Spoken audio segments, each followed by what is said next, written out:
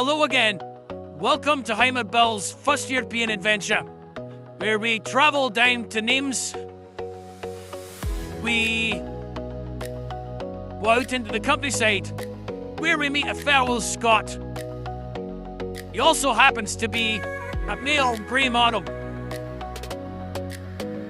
So we find a park up on the outskirts of Nimes. It's not the best of places, it's just a car park, but it'll suffice for the night. We decide it's early evening, we'll travel it in the centre, get something to eat. We jump on the bus, but what a couple of dumplings. We miss our quite obvious stop and end up having to travel all the way to the bus terminus, which is several miles away.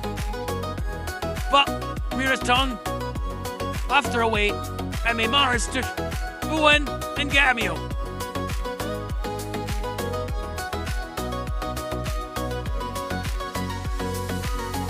After our meal and more light refreshment, we have a wander through the city centre of Nimes. It is a stunning city, especially in the evening. The lighting has been well thought about. All the way down the main avenue, from the Colosseum down to the main train station. It's a stunning place to visit in the evening.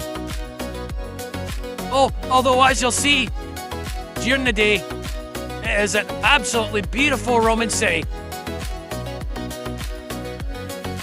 After a quiet night in the barn, we head in to the city centre to take in the views of the beautiful Roman city. It is everywhere stunning. We start off at the Maison Carrée, which looks a bit like a small Parthenon. Then we move on to the crocodile fountain. That represents Emperor Augustus' victory over Egypt, 31 BC. There's beautiful fountains everywhere, and we end up at the Arena of Nimes, which is a stunning Colosseum. Or, sorry, some say better than the Colosseum. As we end our time in Nimes and decide to move on. At this point, we find out that our trip to go to Montpellier has to be cancelled. Everywhere we look, every route we look for, Montpellier doesn't allow a dirty, horrible diesel-like bill in the area. So we have to recalculate and decide where we're going to go next. It ends up that we have to travel quite well into the hills and head towards Spain. Turns out this change in direction is a bonus. We head into the hills and find a little town called Tunis. It's a wonderful little place, and we got a great park up for the night. Although it was near a cemetery.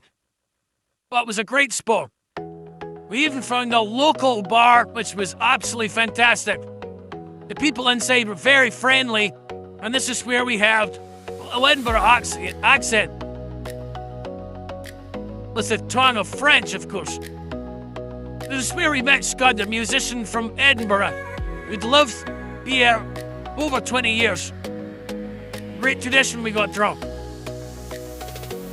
Had a very good night. Everyone in the bar was so friendly, interested in their troubles. We loved it. The night got really messy, and unfortunately, it was a lot later the next day before we were able to travel on. But travel on we did. And we headed to another beautiful village where Lita slept off the alcohol. Les Matels is absolutely a stunning medieval village. Leah didn't actually see any of it. We had lunch, then we scoped out the next part of the travel.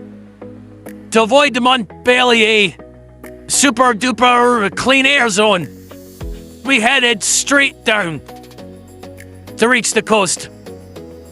This Mediterranean clean air shite really got to me. No air was allowed to go. So we took the route, the quickest route we could, right down the coast and out of that area. So please like, subscribe, and hit that thumbs up button if you'd like to hear more of our antics. And we're gonna be in Spain. We'll be land on the costas. Bye for now.